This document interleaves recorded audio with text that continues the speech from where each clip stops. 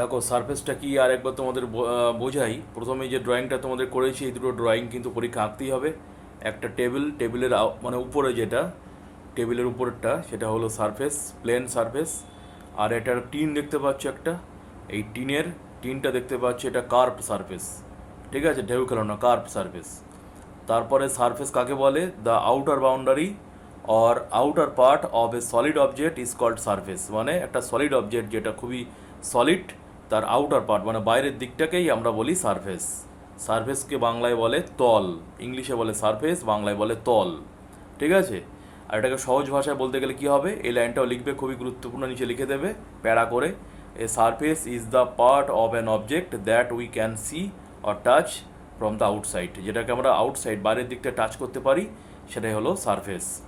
তাহলে এবার সারফেসের উদাহরণ তো চাক বা না চাক তোমাদের দিতেই হবে, যেমনভাবে আমি দিয়েছি এক্সাম্পল বলে। ঠিক আছে, এ গায়ে গায়ে গায়ে গায়ে একসাথে লিখে দেবে না, স্যার আলাদাভাবে দেখবে যে এটা ও লিখেছে আর এটা ও এক্সাম্পল দিয়েছে, এটা খুশি হবে দেখলে স্যার। আর ড্রয়িং চাক বা না চাক ড্রয়িং করে দিতেই হবে। তাহলে আউটসাইড হবে বল। তোমরা হয়তো অনেকে বল লিখবে, ভাই বল তো সারফেস নয়, ভালো করে বোঝো, বল কি সারফেস? ইয়েস অর নো, বল কি সারফেস? বল তো সারফেস নয়। বলের আউটসাইড, বলের বাইরের দিকটা হলো সারফেস। টেবিলের আউটসাইড, টেবিলের বাইরের দিকটা, টপ উপরে যেটা, সেটা হলো সারফেস। একটা বইয়ের উপরে যেটা বা নোটবুকের উপরেরটা সেটা হলো সারফেস। ভালো করে মনে রাখতে হবে। যদি আমরা বল লিখে দিই, টেবিল লিখে দিই, বুক লিখে দিই, এগুলো তো সারফেস না, ভালো করে বোঝো, এগুলো সলিড অবজেক্ট হয়ে যাচ্ছে। তাহলে সলিড অবজেক্ট তো নয়, সারফেস মানে তল। কোনটা? আউটসাইড অফ এ বল। তোমরা পরীক্ষার সময় বল লিখে দেবে, টেবিল লিখে দেবে, হবে না কিন্তু, স্যার নাম্বার কেটে নেবে। ঠিক আছে, তারপরে একটা বলের ড্রয়িং করে দেবে এখানে, এইভাবে যেভাবে করলাম। একটা বুকের ড্রয়িং করলে বা টেবিল, যে কোনো একটা দুটো উদাহরণ দিলে একটা ড্রয়িং করে দেবে। এটাই হলো সারফেস। এইভাবে করলে পরীক্ষা ফুল মার্কস পাওয়া যায়। জিওমেট্রি মানেই তোমাকে উদাহরণ দিতে হবে, এক্সাম্পল দিতে হবে, আর ড্রয়িং করতে হবে, চাক বা না চাক। সে 1 নম্বর প্রশ্ন হোক আর 2 নম্বর প্রশ্ন হোক, তোমাকে ড্রয়িং করতে হবে। যদি এখন এমসিকিউ থাকে, ওখানে অপশান দেওয়া থাকে কোনটা হবে বলো, সেখানে ড্রয়িং করার দরকার নেই। এখন যদি বলে সারফেস কাকে বলে, হোয়াট ইজ এ সারফেস, তখন তোমাকে লিখতে হবে এবং ড্রয়িং করতে হবে, উদাহরণ দিতে হবে। বোঝা গেছে? Yes or no?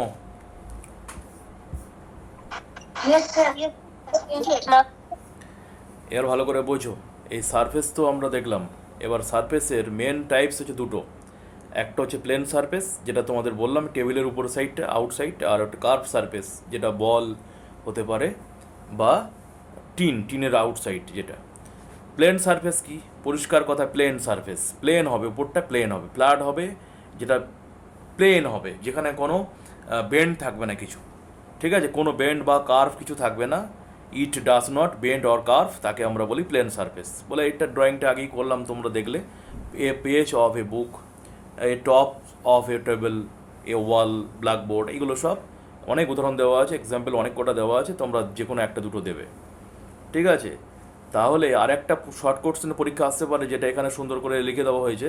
সেটা হলো কি, এ কিউব হ্যাজ 6 প্লেন সারফেস, যেটা তোমাদের আগেই একটা বক্স করে লিখে দেওয়া হয়েছে আগের দিন ক্লাসে। এই কিউবের 6টা কিন্তু প্লেন সারফেস থাকে। যদি বলো স্যার এটাকে আরেকবার বোঝাও, দেখো তোমাদের বোঝাচ্ছি। কিউব, এই ধরো একটা কিউব, ভালো করে বুঝবে।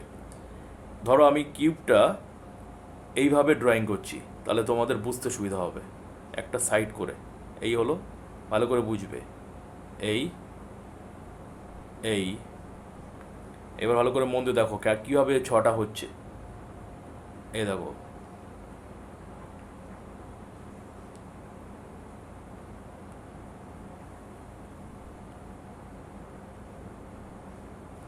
একটু ভালো করে চোখ দিয়ে দেখো। উপরে দেখো একটা, দেখছো? নিচে একটা, দুটো, এ পাশে একটা, তিনটে, ঠিক উল্টো দিকে 4টে, দেখলে? উল্টো দিকে 4টে হলো। আর এই যেটা আমরা দেখছি এই পাশ থেকে, এটা 5টা, ঠিক উল্টো দিকে একটা রয়েছে 6টা। তাহলে উপরে যেটা আমরা ভালো করে আবার বলছি, দেখো মন দিয়ে, একদম উপরে যেটা, এই যে উপরটা, ঠিক যেমন তার অপোজিট নিচেরটা একটা, দুটো হলো। তাহলে উপরে একটা, নিচে একটা, দুটো। আর ঠিক এই পাশে রাইট সাইডে যেটা দেখছি তার ঠিক উল্টো দিকের একটা, তাহলে কটা হয়ে গেল? 4টে। আর এই যেটা সামনে থেকে আমরা দেখতে পাচ্ছি এই একটা, আর ঠিক উল্টো দিকের একটা, তাহলে কটা? 6টা। তাহলে বুঝতে পারছো, এটা কিন্তু একটা কিউব, যেটা তার 6 প্লেন সারফেস রয়েছে, আগের দিন ক্লাসে বলা হয়েছে। আর কার্ভড সারফেস, যেটা হচ্ছে যাকে আমরা বাংলায় বলি বক্র, যেটা বাঁকা, একটা হচ্ছে প্লেন আর একটা হচ্ছে বক্র বাঁকা তল বা কার্ভ সারফেস। এখানে কার্ভ থাকবে, বেন্ড থাকবে, রাউন্ড থাকবে। এই যে কার্ভ থাকবে, আমি তোমাদের একটু আগেই ড্রয়িং করে দিয়েছি। টিন বেন্ড থাকবে, রাউন্ড থাকবে, এগুলোকে বলে কার্ভ সারফেস। ঠিক আছে, কার্ভ সারফেসের এক্সাম্পল তোমাদের এর আগেও দিয়েছি, পরেও দেওয়া হচ্ছে। তাহলে এই হচ্ছে ব্যাপার যে সারফেস মেন টাইপস হচ্ছে দুটো, প্লেন সারফেস আর কার্ভ সারফেস। চলো লিখে ফেলো এটা। কার্ভ তো পড়লাম আমরা, এবার তার এক্সাম্পল কী কী দেবে। এক নম্বর হচ্ছে আউটসাইড অফ এ বল। এটা একটা সুন্দর করে ছোট করে একটা সুন্দর করে ড্রয়িং করতে পারো, এই ছোট্ট করে একটা আউটসাইড অফ এ বল। ঠিক আছে, আর বাকিগুলো সব দেওয়ার দরকার নেই, সবই দেবে। এই সিলিন্ডারটা একটা ছোটো করে ড্রয়িং করে দিতে পারো, আউটসাইড যেটা। তাই একটা দুটো করবে, সবই দিতে হবে এরকম ব্যাপার না। ঠিক আছে, ছোটো করে কতক্ষণ লাগলো, 2 সেকেন্ড, ঠিক এরকমভাবে। ঠিক আছে, আরেকটা যে এটা আগের দিন লিখেছিলাম, খুব important, sphere has one curve side. এ একটা এমসিকিউ টাইপের কোশ্চেন আসতে পারে। ঠিক আছে, তাহলে এইবার আগের দিন যেটা লিখেছিলাম তার থেকে একটা হাইলাইটস ছোটো ছোটো করে দেওয়া আছে। কিউবের যে 6টা সারফেস রয়েছে, আর কাপবোর্ডে রয়েছে 6টা সারফেস, স্পেয়ারে রয়েছে একটা কার্ভ সারফেস, সিলিন্ডারে রয়েছে দেখো 2টো প্লেন আর একটা কার্ভ, কোণের রয়েছে একটা প্লেন আর একটা কার্ভ সারফেস। তাহলে এটা কিন্তু আগের দিন লেখানো হয়েছে। কারো যদি মনে হয় এটা আমি লিখবো স্যার, লিখে নিতে পারো। আর যদি মনে হয় না আগের দিন ওই ছকের মধ্যে লেখা আছে স্যার, লেখার দরকার নেই, তাহলে এই পর্যন্ত লিখবে। তাড়াতাড়ি করো।